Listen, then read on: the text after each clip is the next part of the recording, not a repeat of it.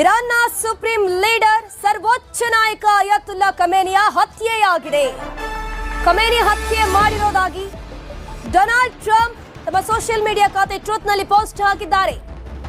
ಸತತವಾಗಿ ಇರಾನ್ ಅನ್ನ ಆಳ್ವಿಕೆ ಮಾಡ್ತಿದ್ದ ಖಮೇನಿಯ ಹತ್ಯೆಯಾಗಿದೆ ಅಂತ ಟ್ರಂಪ್ ತನ್ನ ಸೋಷಿಯಲ್ ಮೀಡಿಯಾ ಖಾತೆ ಟ್ರೂತ್ನಲ್ಲಿ ಪೋಸ್ಟ್ ಹಾಕಿರೋದು.